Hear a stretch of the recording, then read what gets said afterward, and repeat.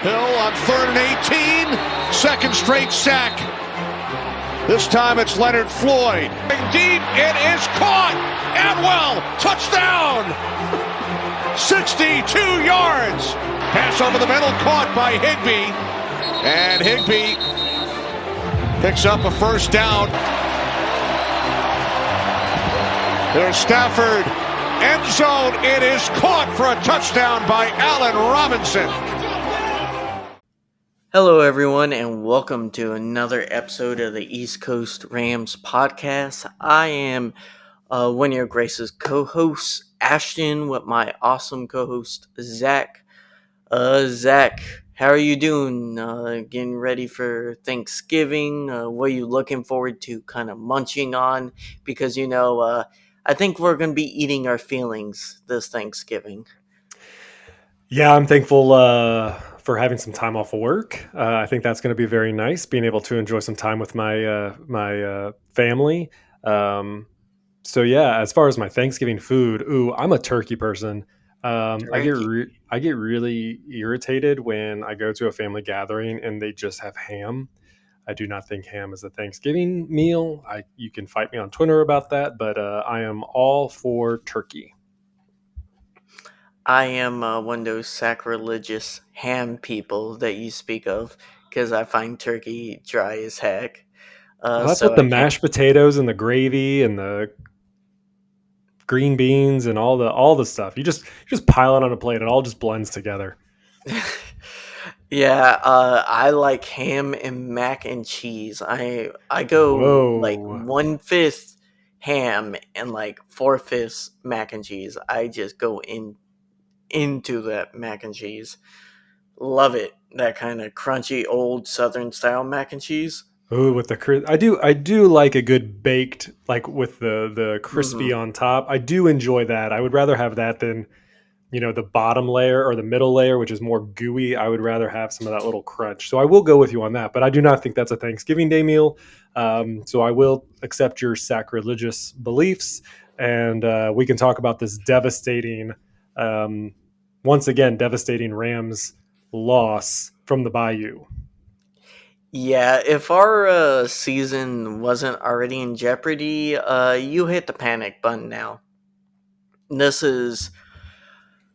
I'm sorry guys, but this season is already going on the fringes. What's your first reaction to this loss, Zac? It's disappointing. I mean, this is the game that we're coming off of, multiple lost games. We lost Cooper Kupp. We lost kind of the spark of this team. Maybe not the soul, because I think that lies within like Aaron Donald, things like that. But he was really he was a good spark. He made the fantastic plays. He always came in clutch. And this was the time for the wide receiving core, this offense, to step up and say we can still do something without Kupp. And I think we did see, definitely not on the first drive, but I think after that we started to see some spark.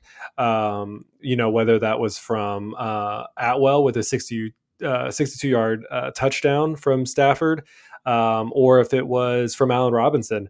I think we saw that spark coming to life. Our O-line just couldn't protect our quarterback, and unfortunately had to depart on the game. Yeah, Zac, I think the big thing in this game was that I thought the offense for probably those 3 drives, while we didn't score each drive that Stafford was in, or 4 drives, I thought it looked the best this offense has looked in like 5 weeks. It looked like it was somewhat productive. It was getting good chunks. They were moving. They didn't execute the best. They got stopped on 4th down. But I thought without having Kupp, it forced the team to have to be more balanced. I love Kupp, and I feel like our season's can be almost nearly impossible without having him. to make it to the playoffs. But, this team needed some creativity forced upon it. And I think that was caused. But losing Stafford, that was nail in coffin in this game. I think we win this game if Stafford stays in. I don't think it's a blowout by any means, but I do think we win it. Yeah, I mean, and I agree 100% with what you're saying, because when we started off this ball, we were just like, wait a minute, is this the same team? Like, they just kept running the ball. Like, they did, do some, throwing here or there while Stafford was in, but they were really kind of run heavy, which was very surprising, and I think it caught even the Saints off a little bit off guard on that too. So I agree with you. I think if Stafford would have stayed in and was kept clean, I think this was an easy win. Well, not an easy win, but it would have been a win for us, and something that this team really needs at that point. And now I feel like this team is even more defeated with this loss. This was their ability to bounce back, and they just couldn't get it done. And as much as Perkins tried, they tried to be creative with him. He ran the best he could, and was able to keep those drives alive. There was just a lot of mistakes, a lot of penalties that just kept them from actually getting into the end zone, which is what they desperately needed at that point in time. Mostly to, unfortunately, I think it goes into our defense, where our defense couldn't hold it. I mean, we were leading at halftime without Stafford, and our defense just couldn't do what they have been doing for a good majority of this season in controlling the opposing team's offense to minimal points, and instead gave them 14 points in the second half to put them over the top. Or 17 points, I should say. Yeah, I agree. I mean, it's one of those things where, like I said, 20 is the limit you want to get. The offense got to 20. We should have won this game, or at least go into overtime at 20. But the defense didn't do great. They did fine. I would say fine because it's against Andy Dalton and not a top tier quarterback. They did fine. The Saints have some good playmakers, and we didn't really do the best at kind of keeping them. Our safeties got exposed again. Even Rusty East was getting in some playing time. I think that says a lot about Taylor Rapp, which, don't get me wrong, Taylor Rapp had a good play in this game. But like one good play and then 80% just getting burnt. Like, Yeah, I don't know, Zach. Like, it's the same story every game now. For sure. I mean, Rapp, he had that one good play, and he seems like he has one good play every 5 games. And that's not what you need from your safeties. And, he's unable to help out some of his other teammates. That one play was kind of a dual thing. I think it was the long play by Olave. I think that one was that was the one where Ramsey was trying to run with him and couldn't, and Rapp wasn't able to help him in the back. So it's just tough. This defense just seems like, I don't know. It at times I feel like it feels like sometimes it's given up, but at the same times you got Greg Gaines going out there getting his 2 sacks. You have Leonard Floyd out there getting his 2 sacks. The defense put 4 sacks, a total of 39 yards lost. But at the same time, Andy Dalton threw for 21 of 25 with 260 yards, 3 touchdowns, giving him a rating of 149.6. I'm like, that is not okay for this defense against Andy Dalton. Whatever, like, Andy Dalton is a mediocre to slightly above mediocre backup quarterback, but he should not have been having this successful of a game. And I know they put in Tyson Hill to kind of give that avoidance and, allow him to run the ball and kind of put some trickery behind that too. But this defense is better than this. And it just did not come to fruition this week. Yeah, I mean, it just you got to take it to the bank. Like, you're gonna have a bad day in the office. Like, this defense is gonna have some bad games, and just they need the offense to be good every so often. And the offense was average. Like, you can't just be average and expect to win. Mm-hmm. Like, and people can yell at the defense, but like again, they held them for most of the game, and the offense was struggling to get points in the second half. How do you feel about Riley Dixon? I want to kind of go to special teams because they had that was kind of an oddity. Obviously, we have Matt Gay, who got both of his field goals, including his 58-yard one at the very end. That was kind of in the garbage time, but kind of trying to set up another play after that field goal. But Riley Dixon, I don't know. I mean, he had one good punt this game of a long of 60, but it just doesn't seem like he has been that successful at getting the opposing team's offense into bad positions. What is your take on that? He's a below average punter. I mean, we knew this coming into the season. His stats didn't amaze anyone. Um, I wanted to draft a punter. Now, I understand from the Rams' point of view, almost all the good punters got drafted really high, very weirdly this draft. Like, a lot of punters got drafted. And early on, I think the first punter went in the fourth or third round. Like, that's ridiculous. So there was a run on punters this draft, which you almost never can say that sentence.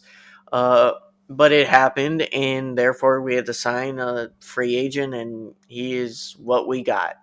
And he is probably going to get replaced after this year.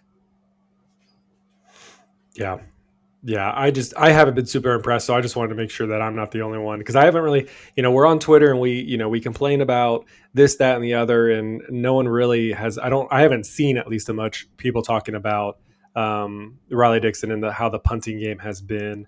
But going on one of the more positive notes that also was a negative note, but was the kind of the fun trick play with Brandon Powell and Jalen Ramsey. I thought that was a super clever play to utilize Jalen and Powell in that way of a potential of a 39-yard gain got called back because of a penalty, but it was just a fun He got play. very close to busting that open for a TD. Oh, very close. And I think honestly, when I was watching, I feel like there was just one player that one Rams player, and I feel like if Ramsey just would have went around him instead of going towards the out, he would have broken loose. But that was such a fun play. I don't think the holding would have camped if it wasn't held. I think it was still going to be a good play, and I think he would have been successful. Just as successful. I don't think that had anything to do with that ability, but it was just it felt bad for Jalen for that purpose because that was such a cool play and just couldn't make it work out in the end. Which can we just comment on how good of a returner BP is? Like, he is, and people take it for granted because remember when we would just complain about our returners being atrocious for 3 years straight. Yeah. He is just very smart. He always, for 85% of the time, 90% of the time, he makes the right decision on whether to let the ball bounce or where to let it bounce, when to take it out, how to take it out. He doesn't make a lot of mistakes. And when he gets the ball in his hands, at least as a returner, he's electric. I think he has some capability in the regular offense. I still do.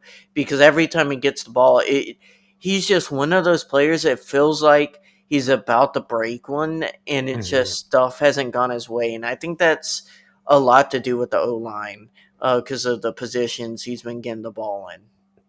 I agree. I think he's dominant. I knew early on, I think there was a couple issues where we kind of felt like he just kept he always got the ball in the end zone and then he would run it out. And I think he's been very smart about that more recently, especially this season alone, where he hasn't been doing that as much. And that either could be a strategic thing from, he is that explosive player that he could take it to the house from the end zone. But I think the Rams have to be smart. And he's been smart about making those right calls.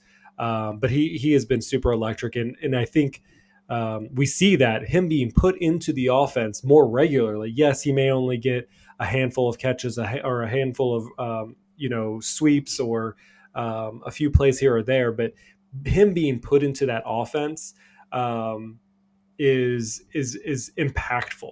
I mean, if you go back and look at a lot of the other punt returners that we have, they were punt returners. I mean, you go back to Simba Webster, and he was a a decent punt returner, but he was never in the offense really. I mean, maybe once in a while if they had to pull players, he might have been in there, but not as effective as Brandon Powell has been. So very pleased with his performance, and I really want him to break one loose.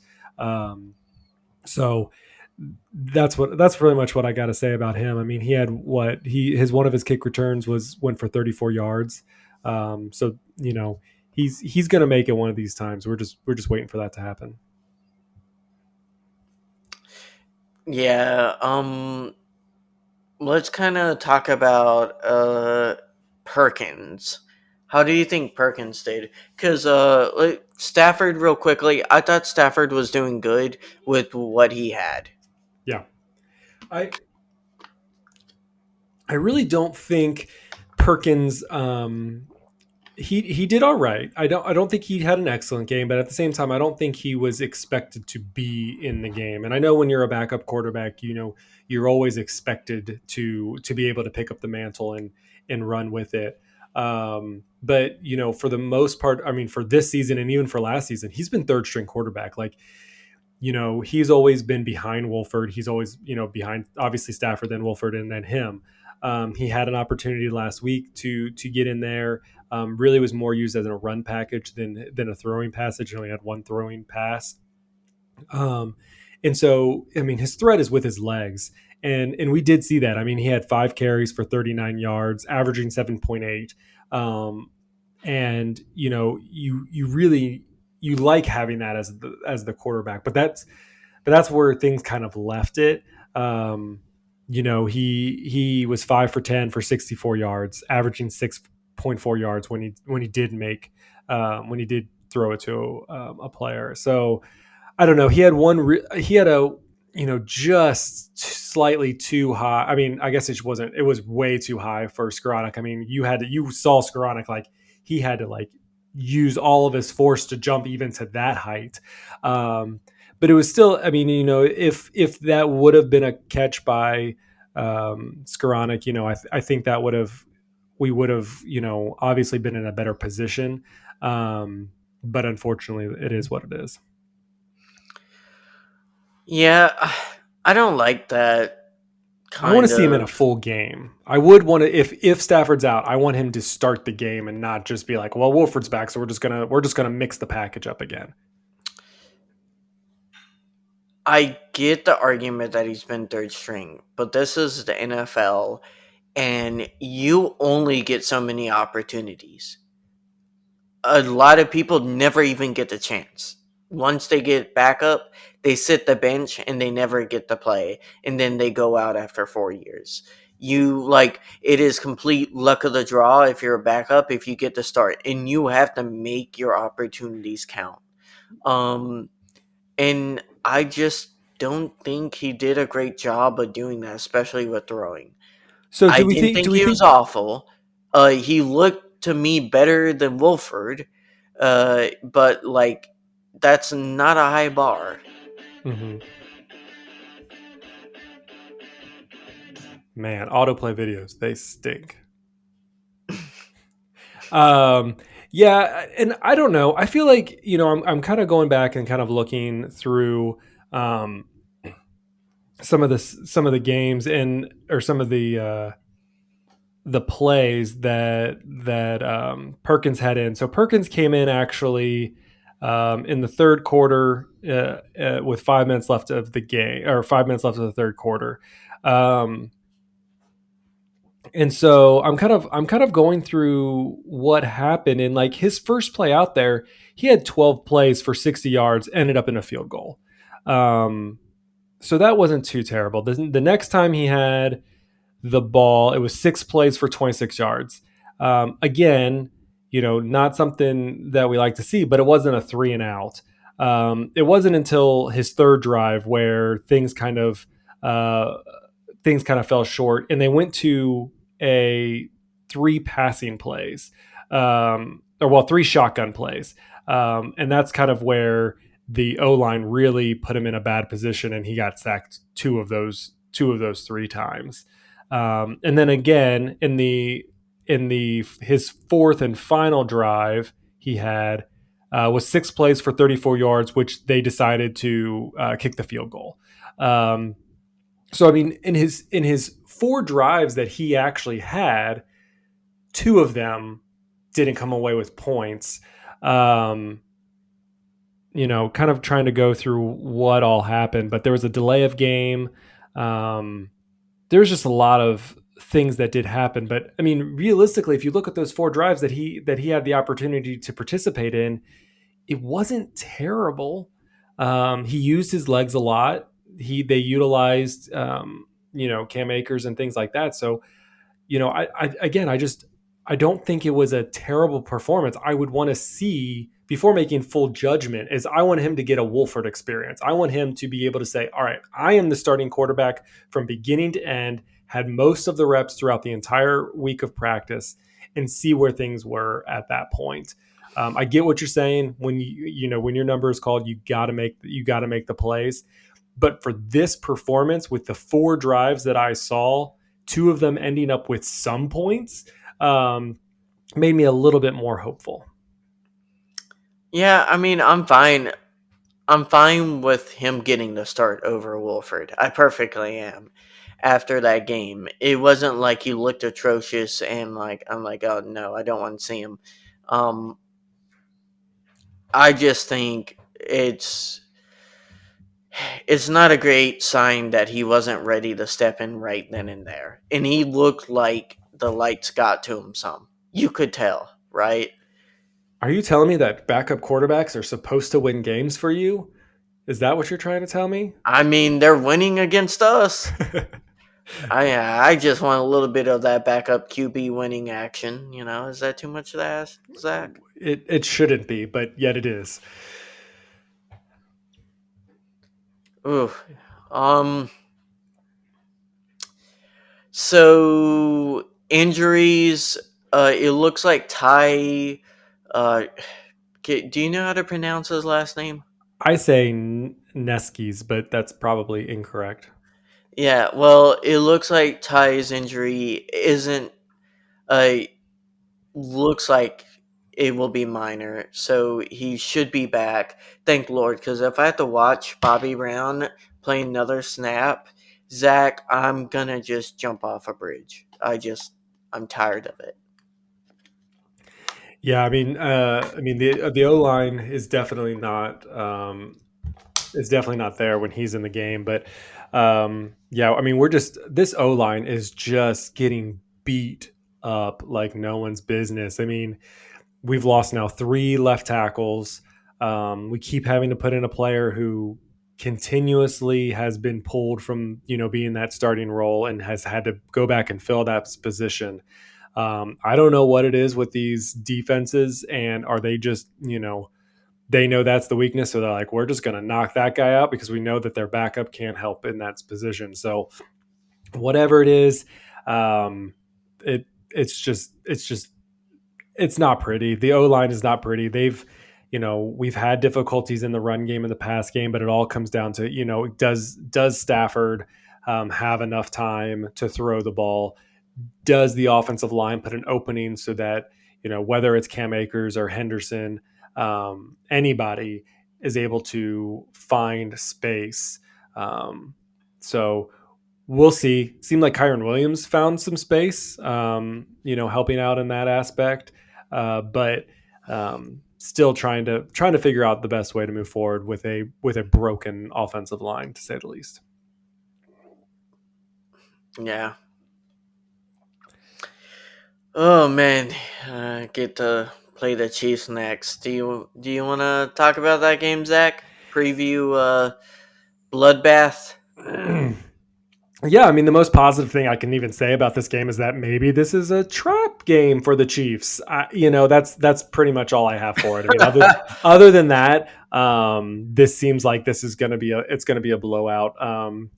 It all goes down to what our defense is going to allow. And in these Oh games, man. it seems like they can be as strong, and they can we could foresee them doing 4 field goals, but at the same time, these big plays that they're allowing this in these certain games, they are definitely breaking when they're just trying to hold the bend. But yeah, I don't see this game looking great, especially since it's in Kansas City. We used to be road warriors.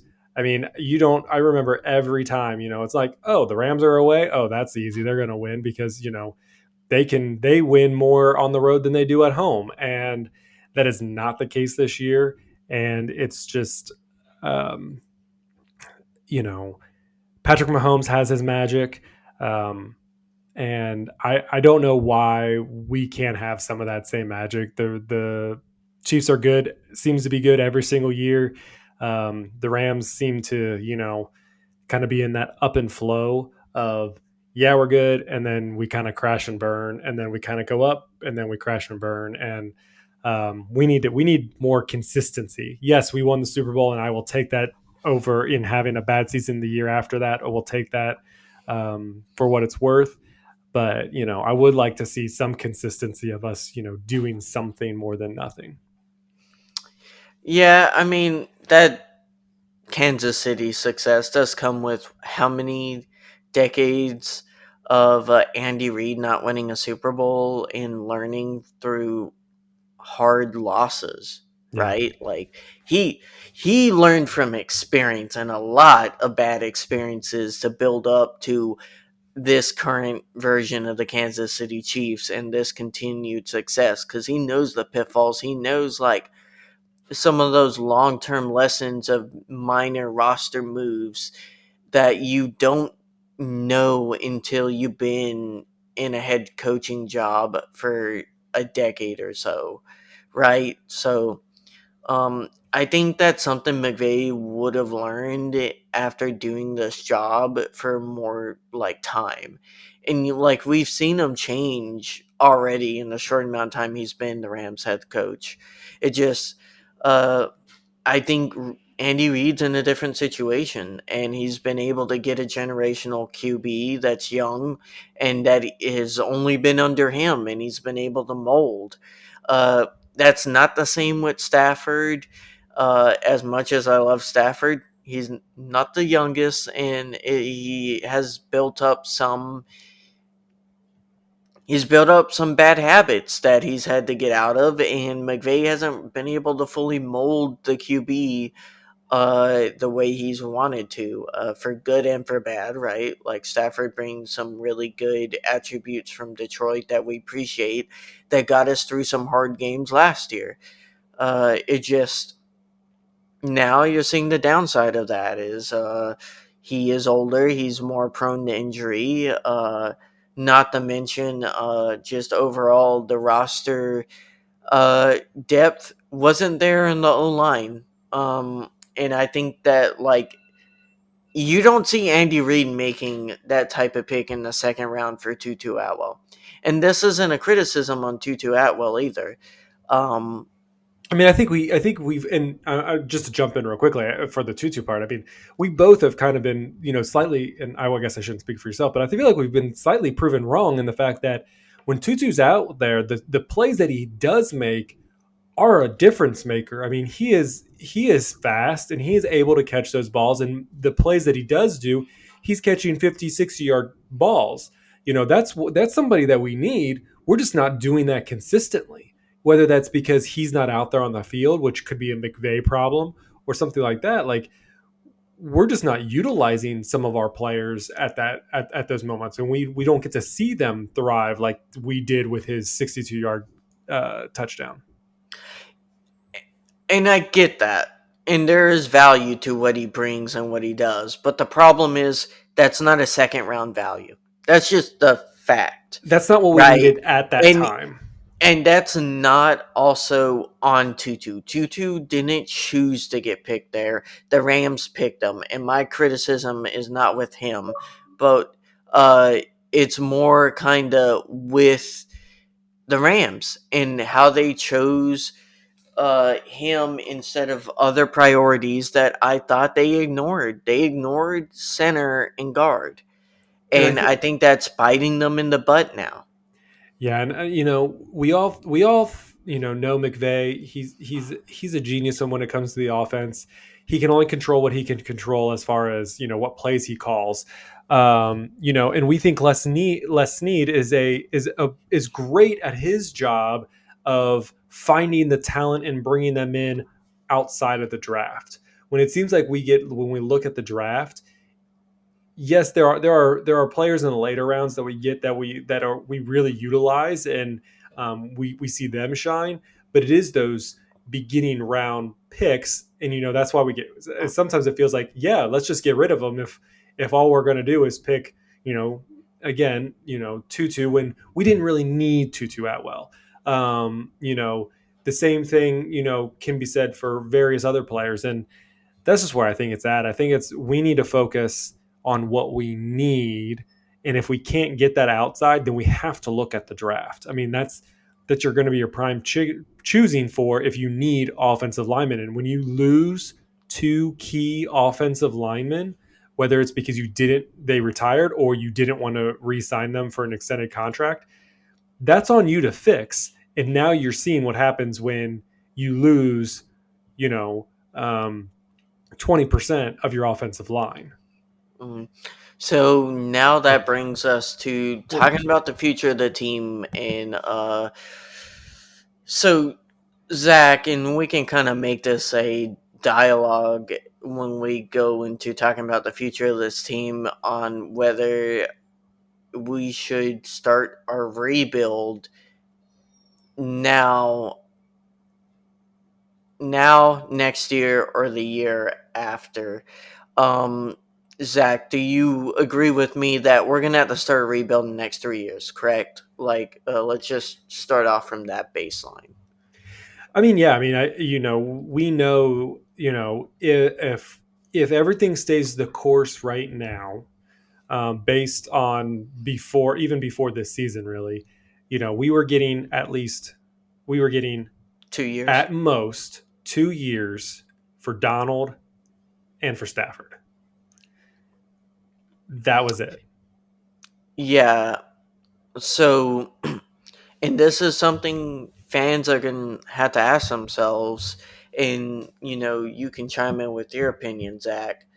Whether or not to start that rebuild next year or the year after, right? That's going to be the big question this offseason, because let's be honest with ourselves, the chances of the season turning around are very slim, especially with Cooper Cup out. Like, that's going to be now.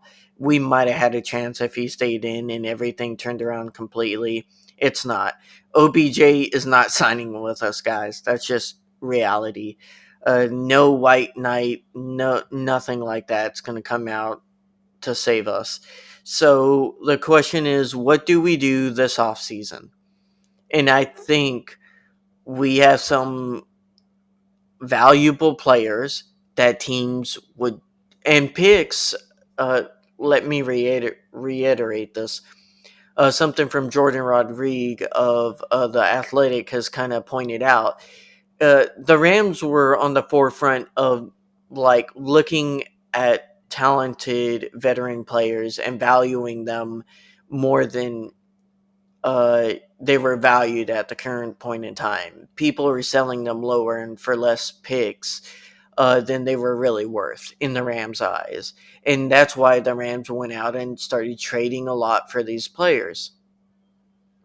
That has changed. That's clearly not the same situation now. The GMs are competing with the Rams in situations where in years past it was just the Rams really talking, and maybe one other team, right? But the other team was shy and like kind of hoarded their first round picks, and like GMs just weren't aggressive like the Rams were. That's the opposite this last trade deadline, as everyone saw other teams were willing to up, and even got to the point where teams were using the Rams name to solely just gin up trade rumors for their players. That's how crazy it has gotten around, kind of like how aggressive these GMs are trying to get for these teams, trying to give away all these assets, trying to repeat the formula the Rams have gotten. Clearly, it worked for the Rams for last year, but whether or not it's still kind of like the meta thing to do, if you're using a gaming term, remains to be seen with this changing economy of draft picks and their value. It could be going the other way, where draft picks aren't valued as much as they should be, right? For sure. And so that's going to be something where if players are being traded for a high of picks, like I think it all centers around Zach if Aaron Donald retires or not. I think if he retires this offseason, um, we should for sure 100% start a rebuild right then and there. I think that's when we should start trading away older valued players. But Do I mean, you the question is who is that? Are we trading away Ramsey? Are we trading away Cup? Are we trading away we're looking at the players that may be worth something to somebody, and as much as I just don't know who we're going to be trading. Greg Gaines. I mean, like, are we looking at that? What players do we have that are going to be worth something to somebody? I mean, because in this next draft, we don't have a first round pick. We're giving a high. It look as of right now, if things don't change, we're going to be giving a really high draft pick to the Lions for Stafford. So um who do we have to sell if that's the way we're going? Who do we have to sell that's going to start that rebuilding now? Um, what are your thoughts? well, so the big one is going to be Cooper Cup. I know fans aren't going to like this, and I want Cup to be a Ram for life. I don't think that's going to happen. He is still at that age where he has 4 to 5 more good years in him, with his skill set, and 2 of those years are going to be rebuilding. And with the current composition of the team and in our current picks, I think you almost have to trade him away, especially if Aaron Donald retires. And because if he retires, our entire defense is going to have to get reworked. And at that point, you're going to have an offense carry you. And who thinks this offense can carry anything next year? Yeah, I mean, I think it gives if it I think I think we keep talking about Donald and if Donald leaves, but we've hit this week where this past week, not this current week, but the week prior, Stafford was out for being in concussion protocol. Number one, we're not even sure if he ever had a concussion. We just know that he was in the protocol and missed the week.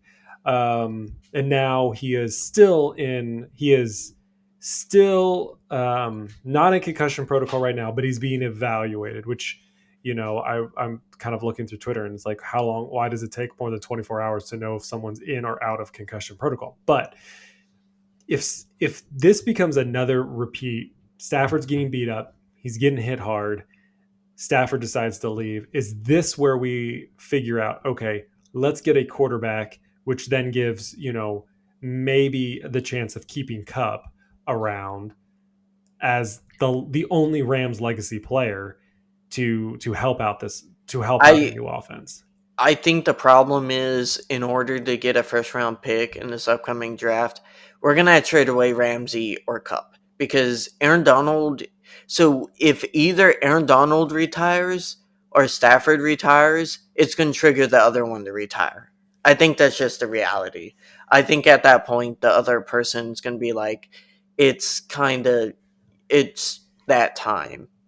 And it wouldn't surprise me if Ramsey doesn't decide to ask for a trade. You know what I mean? Mhm. Like, the ship is sinking, and Ramsey has been through this before, and he doesn't want to go through it again. I don't think he would, and I don't think we should judge someone for wanting to be in a workplace where he's seeing success and not having to deal with a rebuild, having to go through one in Jacksonville already in his career. Um, so I whether or not Ramsey asks for one, I think you're gonna have to trade either Ramsey or Cup to get a first rounder. I don't think anyone else on the roster that would still be here would command a first rounder. But other players that could be traded, I would see as like Leonard Floyd. I think he could be traded. I think he would command maybe a third round pick. Uh, Maybe Allen Robinson, but I don't think he's going to get us much, to be honest, if we trade him away. Daryl Henderson, possibly, but he's coming up on a kind of free agency period, so I don't even think we re sign him. Um, Possibly Van Jefferson. I could see people wanting Ernest Jones, but I don't think you trade him. He's going to be a cornerstone of your defense in 2 to 3 years. Van Jefferson, he's 26, so he's in that weird area where he's like mid age. Can he go through a rebuild? Yes, but he would be on the older side if he does. What do you think about Van Jefferson possibly trading him? I mean, selfishly, I rather him than Cup. But I think the Rams, even if the Rams kept Van Jefferson, I think that's still successful. If they got rid of him, I don't think that would negatively degrade the Rams offense, depending on the situation that we're in. Um, you know, that gives Powell more of a chance. That gives Skoranek more of a chance. That give again, like I feel like our weapons, we have a decent bit of weapons, whether they're as proven as Cup or A Rob. That's one thing. But we do have the players that if we lost a Van Jefferson, I think we can manage. I mean, we did manage. I mean, I know we've lost, but we've had Van Jefferson back for 2 weeks, and it still hasn't done a lot to improve our offense. Uh-huh. So again, I love all Rams players that are on the team, and I wouldn't want to see any of them go. But if Van Jefferson is that casualty, I think it would be good if he was able to be successful on another team. But I think that's the casualty that I would be willing to sacrifice. So, there's also Ashawn Robinson. I definitely think he would be trade possible. Nick Scott. I think some teams would be interested in him. I think some people Um, would be interested in Greg Gaines. I mean, just look at, yeah, Greg yesterday, Gaines too. he had 2 good sacks. I mean, I know he's missed a little bit of time this year, kind of minimal on his injury, but he's a great player. I mean, I feel like he's one of the most um, underrated defensive players, especially on this Rams team. I mean, I love hearing him make the call, and I mean, he is a fast dude for being that size, like being that strong, and his ability to get to the quarterback is just freaky fast in comparison to some of the other players. So I could see him being a willing pawn to this. So yeah. No Boom would possibly be tradable. The Um, problem the problem becomes when you start going to the offense. I mean, it's the offensive line. I feel like they can't just chew away their current offensive line, even if they're going into being a rebuilding year. I think you're going to have to try to keep that as whole as possible. I think Um, Haven sign would also be possibly tradable. He's yeah, 30. I mean, it is possible, but again, like I said, like when you're in this season where your offensive line is terrible and as beat up as it is, I think even in a rebuilding year, you're going to want to try to keep some consistency in that line group. Or a rebuild year. I mean, a rebuild year is, yes, it may be another down year, but it's also a year of opportunity and a year to, you know, make some drastic changes. But I don't think you want to, again, when I said you look at, we lost 40% of our offensive line, I don't think you can willingly lose another or another 20 to 40% the next year again and have any sort of success. And if Sean McVay is truly in it to be here, not for the long term, for the short term, I truly believe that. I think even though he says he's tied to Aaron Donald, I think he still has at least 3 years left with the Rams. I don't think he really wants to go through something so drastic that he can't make a winning team, even if it's somewhat of a rebuild. Okay, what about this, Zach? Do you take a first round pick for Cup next year? No. What about 2 first rounders, one next year and then 1 year the year after? You're asking me as a fan. I mean, it makes sense. I mean, You're a GM. Yeah, I mean, it's definitely interesting, but this is the LA Rams. This isn't the St. Louis Rams. And so when I'm a GM of the LA Rams, of an LA fan base, that you're trying to put people in these seats, a team that is very hard to do that even now. Even after they won a Super Bowl, they've been to 2 Super Bowls since they've been to LA. They won 1 Super Bowl. They're still having problems filling seats and making this a Rams dominant stadium. As a GM, I cannot say that if you lose Stafford or you lose or you lose Aaron Donald. So Stafford and AD both retire. I don't think you can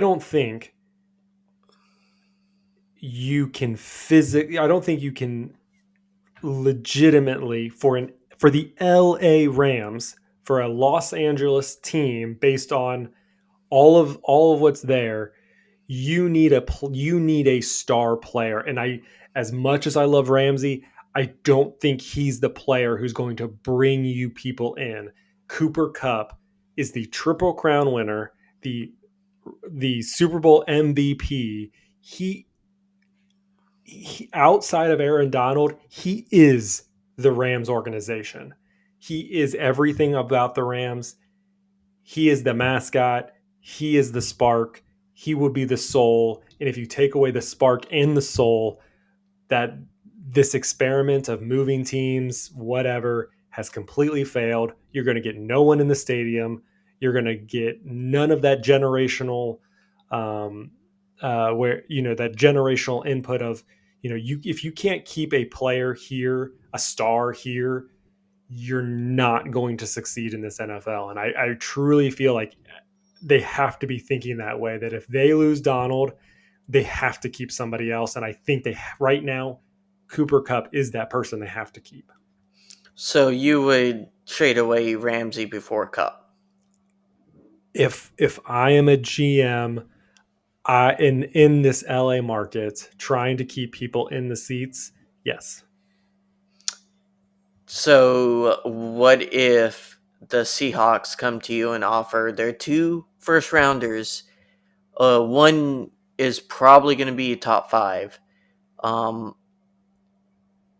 2 first rounders this upcoming draft, and a second rounder next draft for Cooper Kupp. You turned that down. I don't see how you can trade Cooper Kupp if right now the Seahawks are leading the division. I don't fathom trading players away to a divisional team. I know it can happen. I know it has happened. It just blows my mind that would even be a consideration for the Seahawks. Yeah, but you look at their point of view, Geno Smith, I know they have Lockett and DK, but you had Cooper Cup. That's the best wide receiving core in the NFL, right? But why would you give that to your rivals in the division? For 2 first rounders and a second rounder, that's a haul. What about 2 first rounders and a first rounder the year after? Oh, okay. So now we're giving away 3. I don't think I can answer this question. Would you give it up? If I was the Seahawks to get Cooper Cup, Well, it's really hard, but that just seems yeah, but you're way talking over. about Cooper Cup on top of DK and Lockett. That's a hell of a trio. Right, but you also have to. This is Cooper Cup's second big injury of his NFL career. True, and that's why I don't think he'll command 3 first rounders. But like other teams that could possibly be in the market would be like possibly the Dolphins, the Texans definitely would be up in there. Yeah, all these things are uh, can be. To me, they're terrifying to think about. They can be fun to a lot of people to think about, but we got to see what happens. Speculation aside. I do not think we trade anyone big if Stafford and uh, Aaron Donald stay. And I still think there's a chance they will.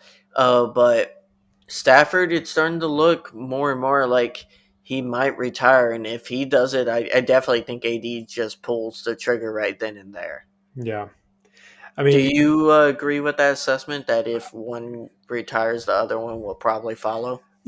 I see it as if Aaron Donald were just, if he did retire this year, obviously I think Stafford would have stayed around. Um, I can see Stafford staying if Aaron Donald left. I don't really see it in reverse, unless somehow the Rams miraculously pulled another Stafford and picked up somebody else who. Whatever player No out one there. comes on the market outside of Lamar. Like if Lamar doesn't resign. So let's say we pick up Lamar. We're going with your crazy Don't theories. We're going with your crazy Zach, theories. If don't give Stafford us hope. leaves, and we're like, hey Lamar, we'll give you we'll give you a crap ton of money. You come over Yeah, here. but You get like you get to live in LA. You don't have to be in Baltimore in the cold weather anymore. who is Um, he gonna be throwing the ball to? we'll Who's give he you gonna be we'll running the ball we'll give giving the you ball off we'll to? give you Cooper Cup. We'll give you A Rob. Hey, hey, We'll find another receiver for you. You like to run the ball, so you don't even throw the ball. So you can use your legs. We don't even need a running back if you're a running back. Um, I I think if we were able to entice you him got some Kyron way, Williams. Here's my plan. We got Lamar Jackson. We got Cooper Cup. We have A Rob. We have Kyron Williams. Maybe we have another running back there.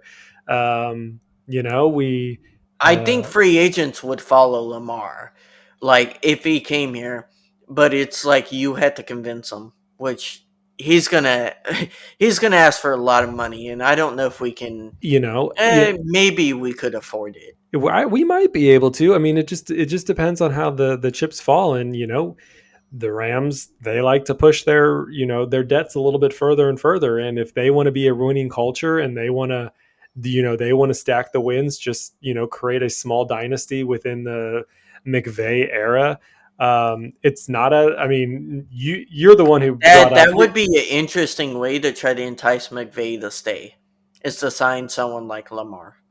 It would be brilliant. I think it would be a truly brilliant move, to find somebody with his caliber to come back in. And if this may be Stafford's out, and the Rams are now looking uh, at their potential next quarterback suitor, and if that takes them to another playoff run and Super Bowl run, all for it. And maybe that gives Aaron Donald that extra one more year, to fight for everything he has. Yeah. So I think this is just lands at the perfect conclusion of our futuristic planning. I was just reading Andrew Siciliano's tweet that said, if Stafford lands in the concussion protocol and John Wolford dealing with a neck injury, Sean McVay says the Rams are having preliminary discussions about signing another QB. Oh, jeez. I swear if we sign Cam Newton, there's gonna be a lot of bridges I'm jumping off of Zach. Yeah, Just I'm not a Bobby Cam Newton Brown fan. with Cam Newton behind him. You never thought you would hear that sentence, Zach.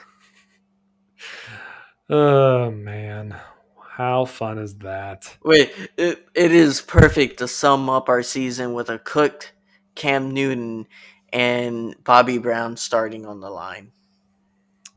Chaos. Chaos. All right. Well, we've had enough fun, I think, on this week's episode. It's fine. We're only talking about trading away all of our favorite players that we want to see You are retire. talking about it. I am trying to Whoa. figure out how we're going to keep them.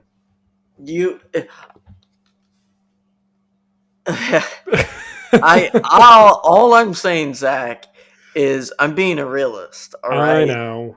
I want to keep them until like they grow old and they retire. I'm just But saying. that means we suck. I'll for take it a like 5 win years. that we get Aaron Donald and no other team gets him. Like, I will take that as the win of the NFL lifetime that we kept Aaron Donald until retirement. Well, 12 other teams could have had him. So. Well, that's true, but they didn't and we did, so I will take that as a win. All right, well, I think that's going to wrap it up for this week's episode of the East Coast Rams podcast. Please like and share the podcast. Reminder that we are now on YouTube, so please subscribe. Some people always say smash that bell. Go ahead, smash that bell. You can find us at youtube.com /at East Coast Rams. And you can always send questions and feedback to us at feedback@East Coast Rams or hit us up on Twitter. Our ECR Twitter account is at East Coast Rams. Ashton, where can people find and connect with you? You can find me at RamFanAshton1 on Twitter as long as it still is existing in a few weeks. So just follow me there, and love talking to you guys, and hopefully the season turns around and we don't have to talk about negative things for the rest of the time. Yes, and I will continue to work on my awesome outro voice. You can find me at Zac Mayer. We love interacting with you guys on Twitter. It's so much fun being able to connect with you guys. We are getting just closer and closer to our 1-year anniversary of the East Coast Ram podcast. Looking super forward to that. Hopefully we will have a victory Monday or victory whatever day that we record this podcast. Because I am tired of not having victory Mondays. So with that, let's hope to, everyone have a happy Thanksgiving while you guys listen to this. Eat some nice turkey. And if you're one of those weird people who eat ham, do that as well. Some people like lasagna. Whatever floats your boat. Just make sure that you guys are spending some good time with your family. Be very thankful for what we do have. Be thankful for being able to watch the Rams games and the players that we do have, at least for now.